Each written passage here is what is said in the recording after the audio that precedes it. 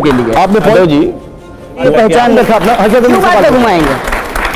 कन्हैया देखिए, आपकी छवि जो है और आपकी पहचान क्या है? जेएनयू छात्र संघ अध्यक्ष, कम्युनिस्ट नेता के तौर पर आप लोकसभा का चुनाव लड़ते हैं, लेकिन लालू प्रसाद यादव जी वो अपनी पार्टी का प्रत्याशी। मेरी ये पहचान नहीं है। आपको मेरी ये पहचान नहीं, मेरी ये पहचान है कि मैं भारतीय राष्ट्रीय कांग्रेस का सदस्य हूं। मित्र, यही दिक्कत मैं है। आपके पूर्वाग्रह को समझता हूं सर, यही प्रॉब्लम है। नहीं, आप कुछ भी समझे नहीं, आप सही तरीके से सवाल पूर्वाग्रह के लिए जिम्मेदार थोड़ी ना हो। आपके लोग सवाल जवाब देने के लिए जिम्मेवार थोड़ी हूँ। जिम्मेवार नहीं हूँ, सवाल का जवाब नहीं हूँ, बिल्कुल नहीं हूँ। और किस लिए? आप पत्रकार की तरह सवाल पूछेगा तो जवाब देंगे। आपको अगर पार्टी के प्रवक्ता की सवाल पूछेगा ना, पार्टी के प्रवक्ता की तरफ जवाब देंगे, समझे? किसी भी तरह से जवाब। लेकिन आप पत्रकार की तरह सवाल पूछिएगा तो पत्रकार की तरह जवाब देंगे। ये और पार्टी के प्रवक्ता की तरफ सभी प्रवक्ता हो गए। प्रवक्ता नहीं है। आपको कौन-कौन आता है? सवाल आप सवाल पूछिए। देखिए, मैं फिर सीधा सवाल पूछिए। मैं फिर से सवाल दोहराता हूं। इस देश के प्रतिष्ठित विश्वविद्यालय जेएनयू के संघ अध्यक्ष कन्हैया कुमार को, जिनकी इसी वजह से पहचान है, आज ये राजनीतिक मजबूरी हो गई कि वो अपनी इस पहचान को सवाल है चाह रहे हैं और ये सवाल है मेरा कम्युनिस्ट पार्टी का नहीं पहचान। नहीं, ये सवाल है। क्या आपको लगता है होशियारी करते हैं? क्या आपको लगता है होशियारी करने सवाल है? क्या आपको लगता है? नहीं, सवाल है। आपके लिए आप सवाल पूछिए। बोझ बन गई है। आप प्रोपेगेंडा मत चलाइए, सवाल पूछिए। बताइए ना, सवाल आपके लिए कम्युनिस्ट पहचान बोझ बन गई है, या फिर आपकी कम्युनिस्ट पहचान आपको लगता है कि सांसद नहीं बनने देगी, इसलिए भारतीय राष्ट्रीय कांग्रेस में गए, या आपको लगता है कि जो सेकुलर जातिवाद से आजादी नारा था, यहां तो जाति पे ही सब कुछ होना है, इसलिए यहां आ गए? क्या वजह थी कि आपको कांग्रेस में आना पड़ा? आप हैं बुजुर्ग, आपको कुछ कहेंगे तो लगेगा बुरा। भाषा की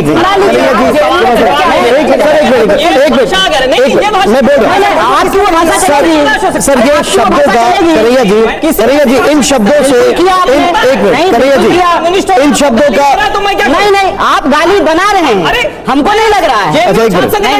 आप होशियारी कर रहे हैं। छात्र संघ अध्यक्ष होना होशियारी समझते हैं। एक सवाल पूछ, बात नहीं होगा। ठीक है, आप अपना जवाब। एक बात, अगर ये संपादक की हैसियत से सवाल करेंगे बिना किसी पूर्वाग्रह का, पूरे आदर से मैं इनके एक एक सवाल का जवाब दूंगा। एक दूसरी बात, लेकिन इसमें राजगोपालन जी राजगोपालन सर एक सुन लेते, पहले सुन लेते।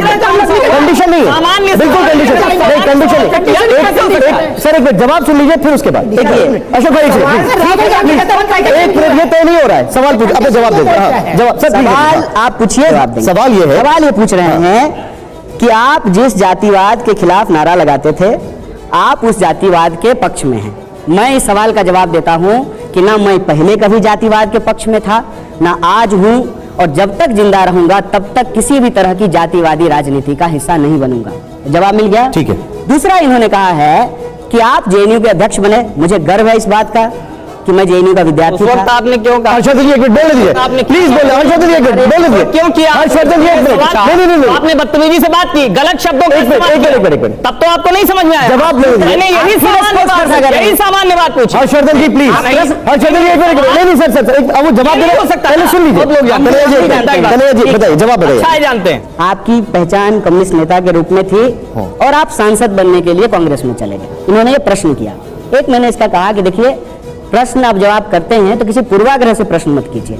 मैं जेएनयू का अध्यक्ष था और मुझे इस बात का गर्व है कि मैंने जेएनयू में पढ़ाई की, और मैं बार बार कहता हूं कि इस देश में अगर पब्लिक एजुकेशन सिस्टम रहेगा तो फिर से इस देश का कोई भी गरीब बच्चा जो सोच भी नहीं सकता है सपने में, हर राजनीतिक विचारधारा के लोग वहां एग्जाम दे करके, एंट्रेंस निकाल करके वहां पढ़ाई कर सकते हैं और देश में अपना योगदान कर सकते हैं। मौजूदा परिस्थिति में भी जो 2 मिनिस्टर हैं वो जेएनयू से पढ़े हुए हैं।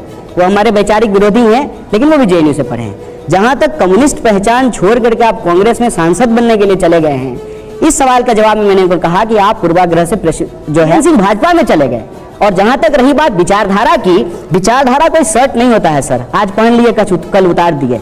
और जिस विचारधारा से हमारा संबंध है ना, आप इतिहास की बात कर रहे थे ना, मैं ऑल इंडिया स्टूडेंट फेडरेशन का मेंबर था, जिसके पहले अध्यक्ष पंडित जवाहरलाल नेहरू थे, जिसके मेंबर अटल बिहारी वाजपेयी भी थे। इतिहास जाके देख लीजिएगा। और आप वरिष्ठ पत्रकार हैं, उस हद में, उस दायरे में आप बात करें। आपने अपना जवाब देता, ठीक है। मैं सर पर्सनल राहुल जी हम लोग हर्षी उन्होंने सवाल का जवाब दे दिया, गलत है ना? ठीक है, मैंने उसके लिए मना कर दिया।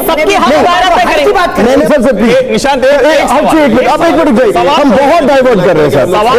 मुस्लिम लीग जी वो बाइट तो सुन रही, लेकिन उससे पहले जो सवाल पूछा गया था वो सबके सामने नहीं आया। उस सवाल को मैं एक बार आपको पढ़ के बता देता हूँ। जी, सवाल ये था कि जब आप हिंदू पार्टी बीजेपी का विरोध करते हुए सेकुलरिज्म और डेमोक्रेसी की बात करते हैं, ऐसे में आप केरल में मुस्लिम लीग पार्टी के साथ गठबंधन करते हैं, जहां से आप सांसद भी थे। राहुल गांधी ने मुस्लिम लीग को सेकुलर मान लिया, लेकिन बीजेपी को उन्होंने हिंदू पार्टी माना। आपने बिना किसी लाग लपेट के, अब यहाँ पे सब लोग बैठे हुए हैं क्योंकि सब कुछ तो ऑन कैमरा है, सब सुन रहे हैं, रिकॉर्ड हो रहा है। मैंने कहा कि इस देश की संस्थाओं का अपना एक नियम कायदा है। जो लोग सांप्रदायिक राजनीति करते हैं वो भी अपने एफिडेविट में लिखते हैं कि जो है हम सेकुलर वैल्यू में बिलीव करते हैं। ये मैंने बोला था कि नहीं बोला था? बोला था ना, तो झूठ तो नहीं बोल रहा हूँ। दूसरा, इस मुस्लिम लीग के साथ लोगों को एक कंफ्यूजन होता है। अक्सर लोगों को लगा है कि ये वो वाली मुस्लिम लीग है, जबकि वो पार्टी नहीं है। रही बात कौन सेकुलर है कौन सेकुलर नहीं है, ये कोई स्थापित चीज तो होता नहीं है, बदलते रहती है। मैंने भाजपा का आंदोलन नहीं किए थे, वैचारिक अंतर्विरोध था वहां पे, लेकिन चुनावी लाभ के लिए जो है वो उसके साथ जो है गठबंधन किए थे पंजाब में। कहने का मतलब ये है कि इस सवाल को जिस तरीके से उछाला जा रहा है उसके पीछे की मानसिकता क्या है? उसके पीछे की मानसिकता यह है, और मैं बार बार कहता हूं कि कब तक कीजिएगा हिंदू मुसलमान, कभी तो करना पड़ेगा रोजी रोटी कपड़ा मकान। कोई भी जो प्रश्न उछाला जाता है उसमें आप देखिए कहीं ना कहीं कोशिश ये रहती है कि देश के लोगों में जो बुनियादी सवाल है ना उसको गुमराह करना है। कौन सेकुलर है कौन सेकुलर नहीं है, या तो कानूनी रूप से तय होगा। कर कौन रहा है? अगर कानूनी रूप से तय होगा, हिंदू मुसलमान कर कौन रहा है? आप बोलने नहीं देंगे। राहुल गांधी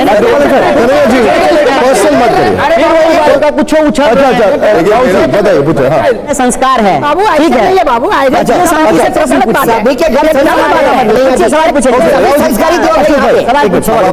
तब तो मैं आप इधर उधर डाइवर्ट हो जाता हूँ। मेरा सवाल सीधे है आपसे, इग्नोर कीजिए, सवाल कीजिए। आप हिंदू मुसलमान की बात कर रहे हैं, आप ही की पार्टी के नेता विदेश में जाकर बताते हैं कि भारत बहुत दिन से बड़ी बारीकी से देख रहा हूं, और मैं ये बात चाहता था कि किसी पब्लिक प्लेटफॉर्म पे कोई पत्रकार पूछे या कोई आम जनता सवाल करे, उसका जवाब दिया जाए।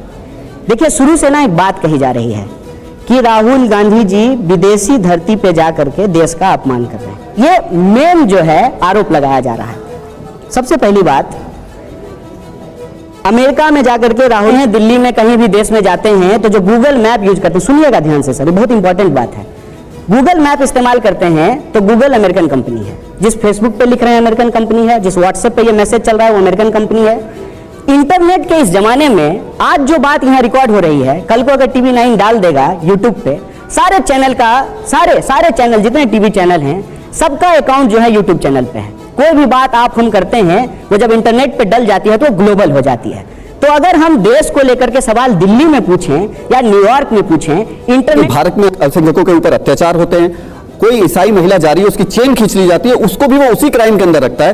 उस अमेरिका में बैठकर अगर कोई नेता भारत का कहे कि भारत में मुस्लिमों पर असुरक्षित हैं, तो ये गंभीर मामला। अरे मैं क्या कह रहा हूं सुन लीजिए, ये ना इस देश का जो नेक्स्ट जनरेशन है ना, उसकी समझ के लिए, उसकी जानकारी के लिए ये बहुत जरूरी है। इसको राजनीति के लिए एक मिनट से हटा दीजिए, इसको राहुल गांधी वर्सेज माननीय प्रधानमंत्री मोदी जी करना बंद कर दीजिए। ये बात समझना बहुत जरूरी है कि अगर हम हद तय करना चाहते हैं तो जो बात दिल्ली में कही जा सकती है वो बात नहीं कही जा सकती है ना, उसको दिल्ली में भी नहीं कहा जाना चाहिए, बात पाकिस्तान में भी बैठ के कही जा सकती है, कहीं नहीं कहा जाना चाहिए। इस बात को समझिए। इंटरनेट के इस जमाने में चुनाव प्रचार में अगर हम कोई बात बोल रहे हैं, यूट्यूब पे वो बात डल रही है, तो वैसे भी उसको दुनिया देख रही है। तय ये करना चाहिए कि क्या बात करना चाहिए, क्या बात नहीं करना चाहिए। इसमें जो दो बात कही जा रही है ना, वो तर्कहीन है।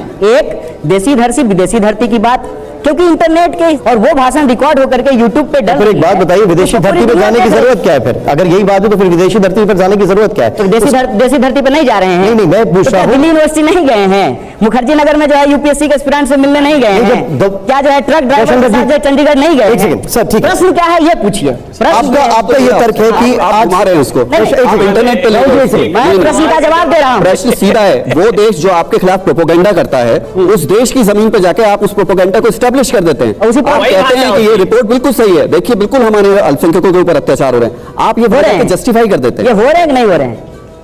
आपको लग रहा है? नहीं, आप बताइए ना, आप पत्रकार हैं ना, हाँ नहीं, मैं तो मुझे तो नहीं लग रहा है कि मुझे जाकर के विदेश में बताना पड़ेगा कि मेरे देश में क्या हो रहा है नहीं रहा है बताइए ना। वो मुझे बताने के लिए मुझे देश में बता दूंगा। बोलेंगे ही नहीं। एज ए जर्नलिस्ट में जमीन पर जब जाता हूं तो मैं बता देता हूं कि इस देश में क्या स्थिति है, क्या घटना हो रही है। हो रहा है जाने के लिए मुझे पाकिस्तान और अमेरिका नहीं जाना आप पड़ेगा। देखिए, आप सब बात बोल रहे हैं, नहीं बोल रहे हैं। पाकिस्तान अमेरिका नहीं जाना पड़ेगा कन्हैया जी। आप ये बताइए कि राहुल के हिसाब से गलत है? अगर वो अमेरिका में बैठ के बात करें, मेरे हिसाब से बिल्कुल गलत किस तरह से सही है, बताइए किस तरह से सही है? अभी देखिए, पहले बताइए ना। अरे मैं बता रहा हूँ, पहले इनका, अरे आपका मेरी बात जवाब कीजिएगा, पहले उनका जवाब दे दीजिए। तथ्य के हिसाब से गलत है।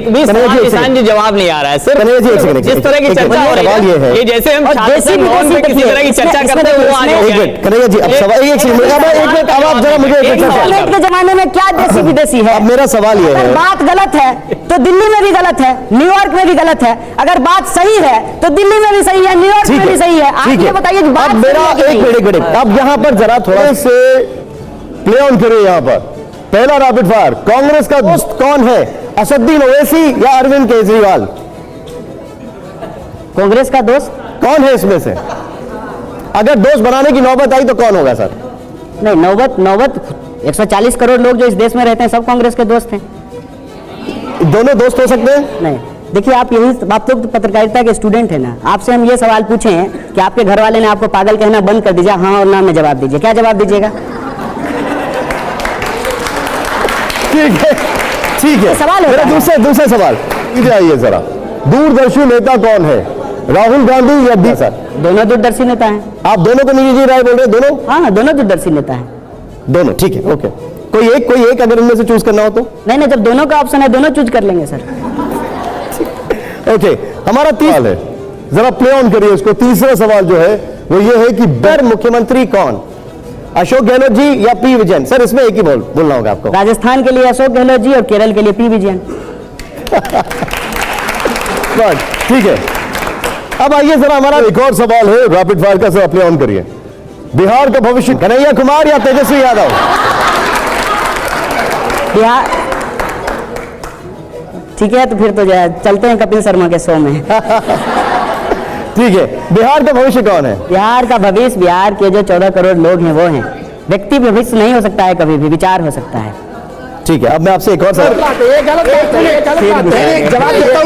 जवाब देता हूं मैं सर जवाब देना मैं आपसे जवाब लूंगा, साथ में लेके चलते हैं, घर छोड़ के नहीं आते। पर्सनल पता है, सर पर्सनल नहीं होना है।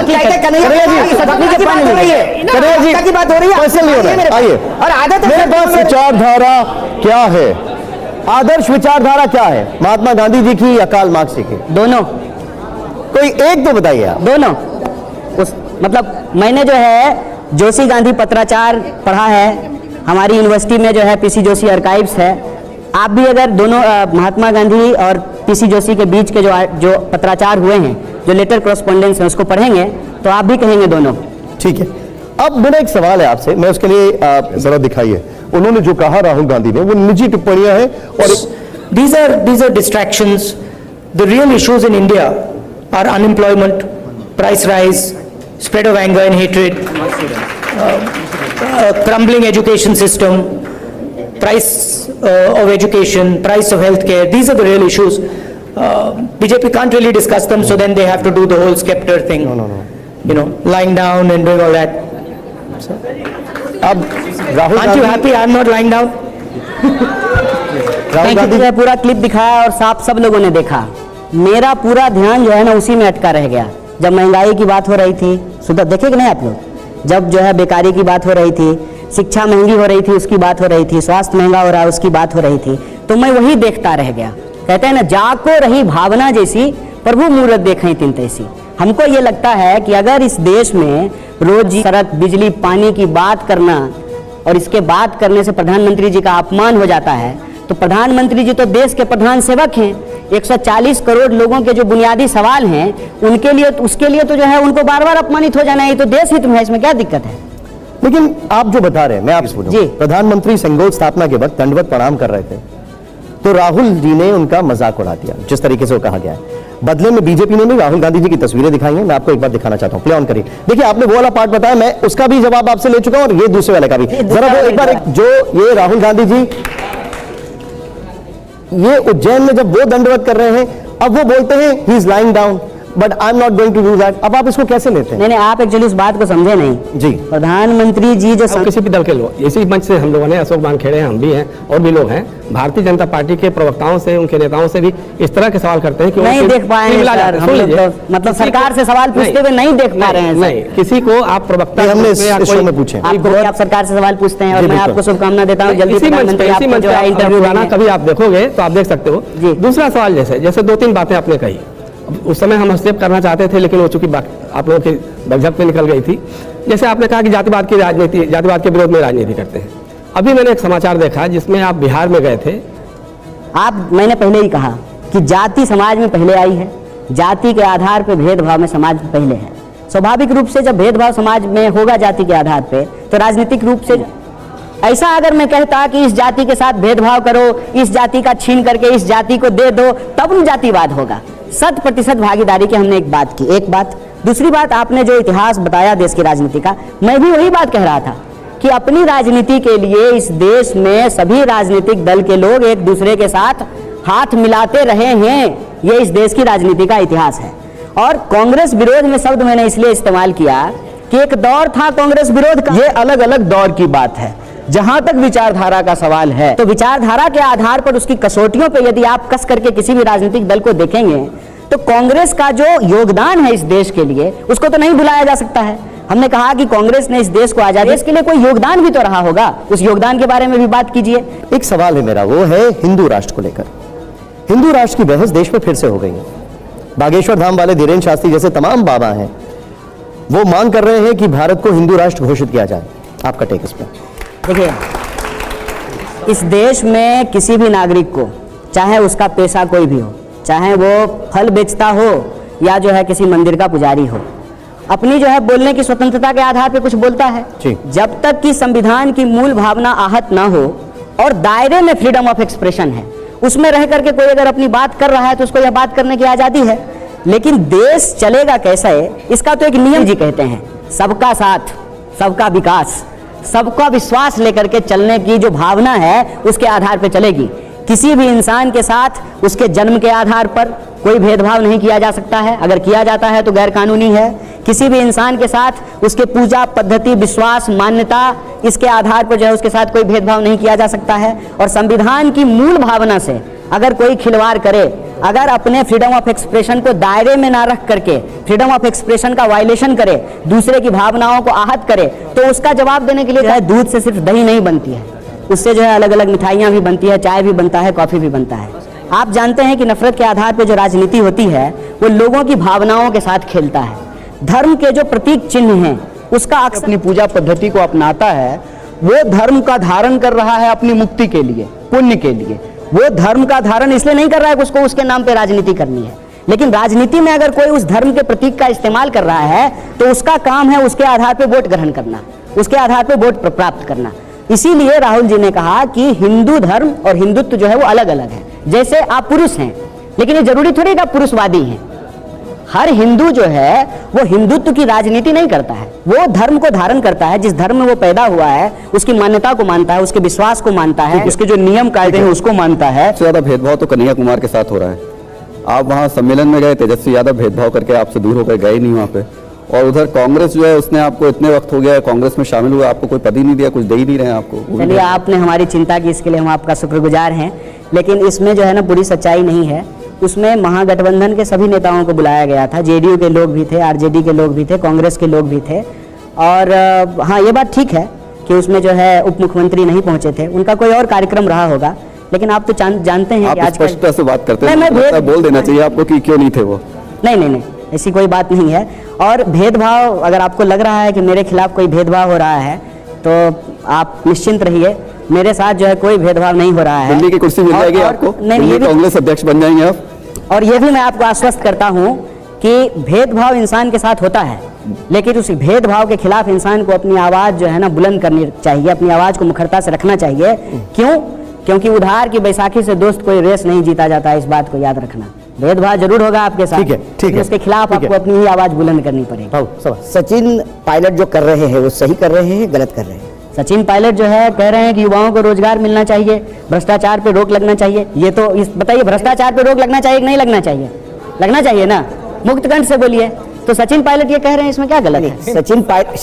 सचिन पायलट कह रहे हैं कि राजस्थान में जो कांग्रेस की सरकार है वो भ्रष्टाचार के खिलाफ इंक्वायरी नहीं कर रही है। उन्होंने 3 पॉइंट दिए, बच्चों को मुआवजा नहीं दे रहे हैं। आप जो 3 पॉइंट पे वो लड़ रहे हैं, मैंने यही कहा, वो सही कर रहे हैं या गलत कर रहे हैं? आप प्रश्न जो पूछे उस प्रश्न को मैं पूरा कर रहा हूँ। सचिन पायलट जी कह रहे हैं कि बीजेपी की सरकार वसुंधरा राजे की सरकार के वक्त में, इसीलिए मैं कहता हूँ सर, आप ईमानदारी से, हम आपके साथ रहे हैं। ईमानदारी से पूछा हमने। वसुंधरा राजे की सरकार के वक्त में जो भ्रष्टाचार हुए हैं उस पर कार्रवाई होना चाहिए। अरे किसी के राज में जो है कोई भ्रष्टाचार हुआ उसके ऊपर कार्रवाई होनी चाहिए। तो क्या नहीं कर रहे हैं? सचिन पायलट के उसी रोड शो में, उसी जिस तरीके से उनका जनसंपर्क अभियान चल रहा था, मैंने उनका इंटरव्यू किया। सचिन पायलट ने ऑन कैमरा TV9 के इंटरव्यू में कहा कि ऐसा लगता है जैसे कांग्रेस और बीजेपी मिले हुए हैं। वो अपनी पार्टी, अपनी सरकार के खिलाफ ही बोल रहे थे। आप बताइए। मेरे ऑन कैमरा उन्होंने बोला ही नहीं, मुझे इस बात की बिल्कुल जानकारी नहीं है और मुझे नहीं लगता है कि सचिन पायलट अभी ऑन कैमरा ये बात कहेंगे। मैं आपको बोल रहा हूं, आप जब ये सवाल पूछते हैं ना, तो मैं दावे के साथ कहता हूं कि आपके इस सवाल को आपके दर्शक बहुत बखूबी समझते हैं, क्योंकि उनके व्हाट्सएप पे सुबह शाम मैसेज आता है। आपने देखा होगा कि वीडियो को कैसे जो है आगे पीछे से काट करके उसको चलाया जाता है, कैसे जो है एक इंसान को जो है उसके अंदर समझ नहीं है, वो गलत बात कर रहे हैं, वो देश के विरोध में बोल रहे हैं। ये तो दोनों पक्षों की तरफ से होता है।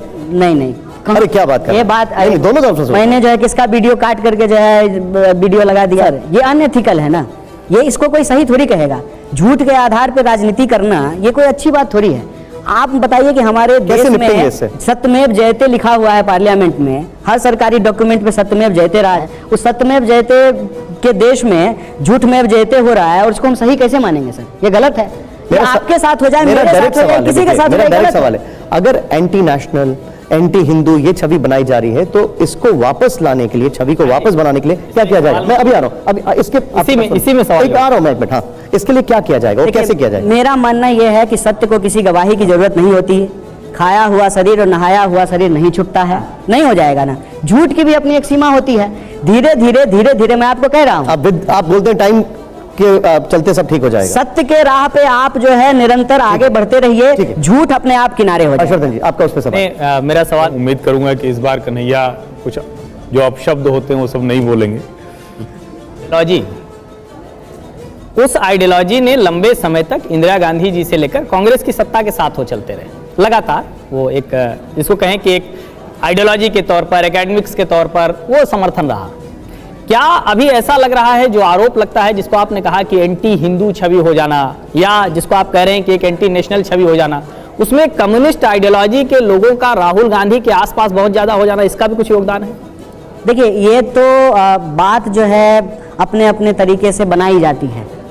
आपने कहा कि इंदिरा गांधी, आरोप लगता है ये, इसलिए मैंने मतलब नहीं, देखिए आप एकदम बोले हैं पत्रकार भाषा में, एकदम हम जब वैसे ही जवाब देंगे। हाँ, बिल्कुल वही दीजिए, उम्मीद यही कर रहा हूं। आपने जो कहा कि आरोप लगता है, और आपने जो है इतिहास का एक संदर्भ दिया कि इस देश का इतिहास ये है कि कई बार जो है ये लोग गठबंधन में रहे हैं, बिल्कुल ठीक बात है। नहीं, गठबंधन शब्द मैंने नहीं कहा, मैं फिर से दोहरा देता हूं।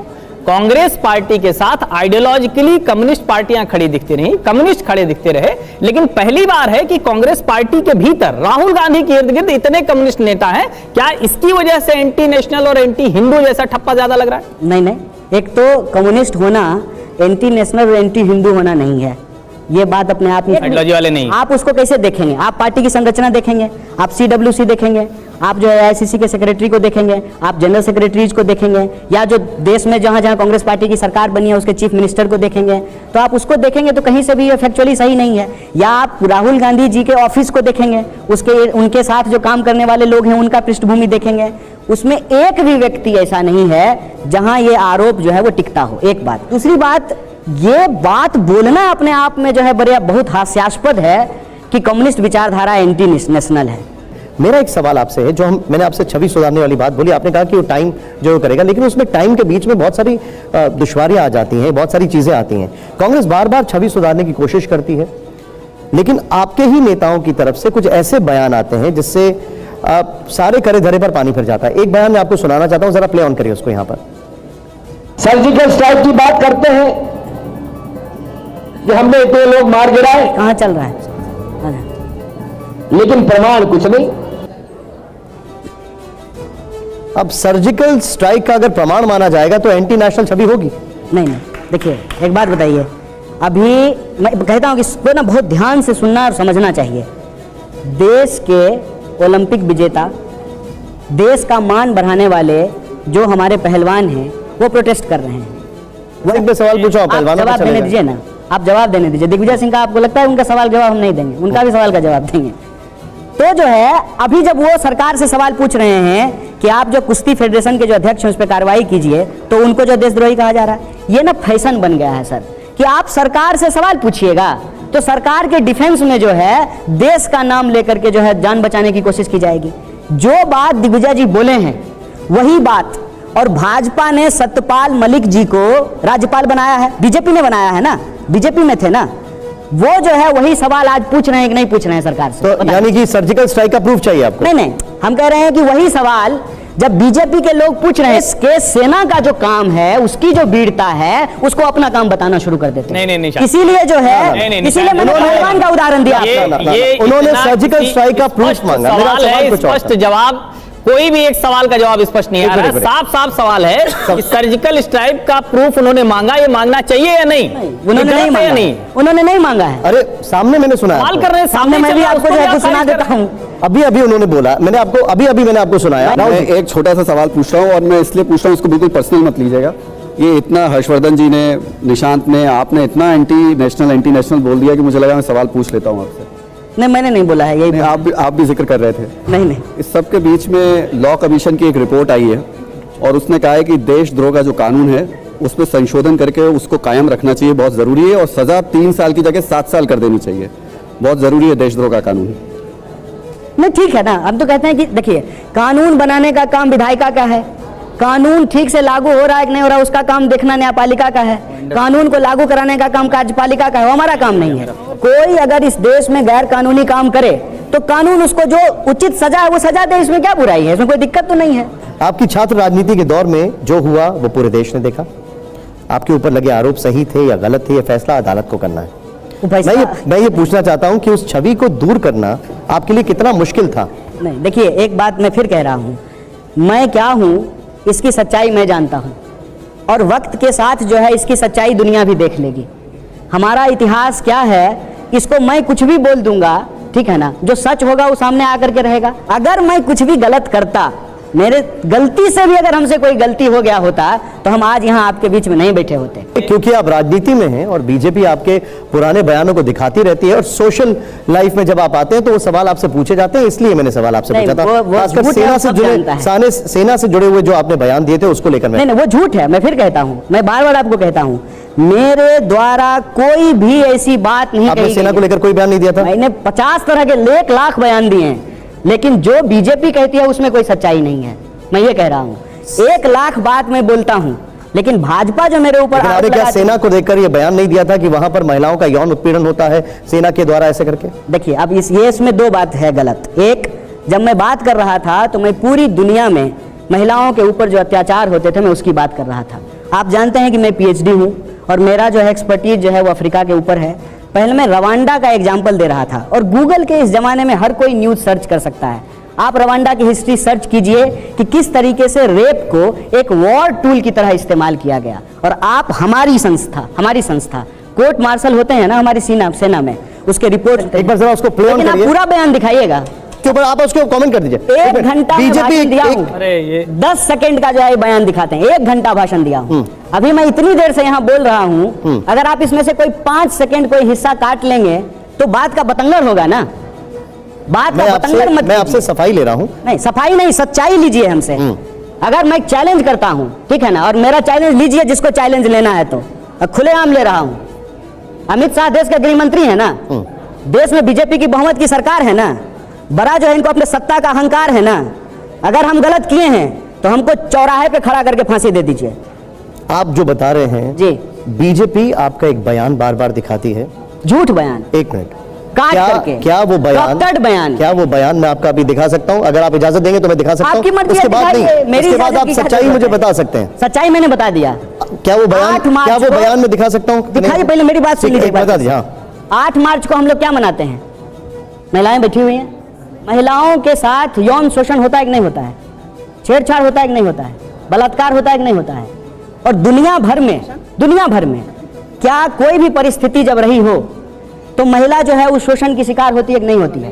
कहीं दंगा हो गया हो, युद्ध हो गया हो, आपने इस देश के पार्टीशन के वीडियो देखे हैं ना?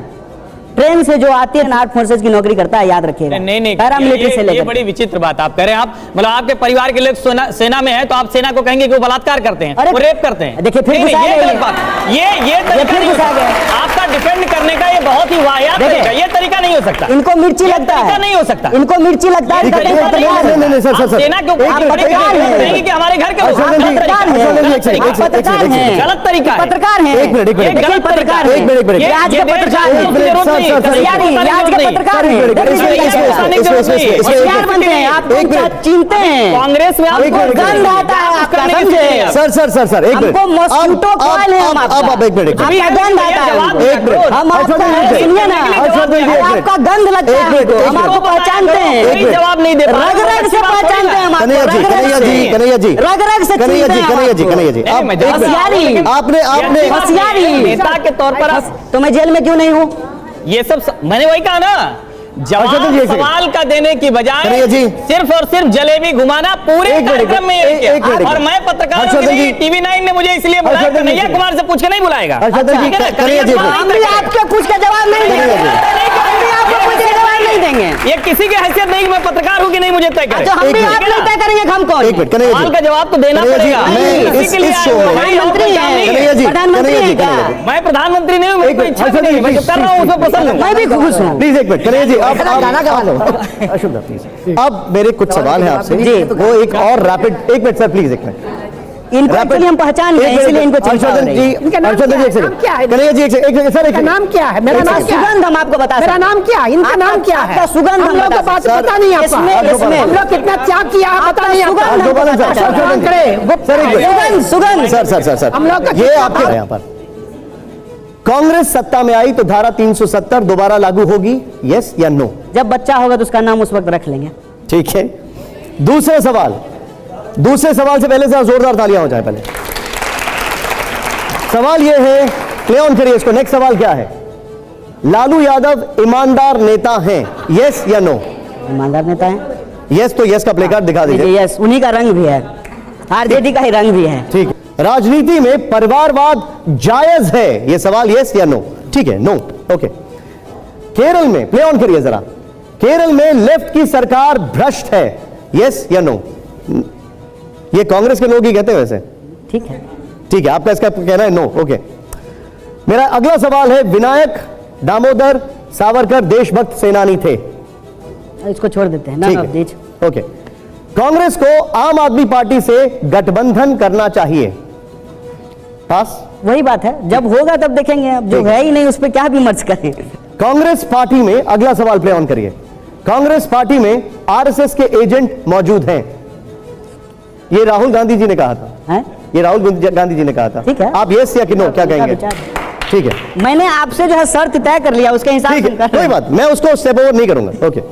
मेरा आखिरी सवाल आपसे यह है, हमको जो यस नो कहना होगा कह देंगे, बाकी आप पास करते। मेरा आखिरी सवाल आपसे यह है, 2024 में राहुल गांधी विपक्ष का चेहरा होंगे? नहीं, 2024 में नहीं होंगे, ऑलरेडी हैं, विपक्ष का चेहरा में ही है। अच्छा एक बात बताइए, नहीं आप इसमें यस या नो एक मिनट बताइए। आप बहुत सेंसेबल सवाल किए हैं, एक मिनट, बहुत सारे सेंसेबल सवाल किए हैं आप। राहुल गांधी अगर विपक्ष के चेहरा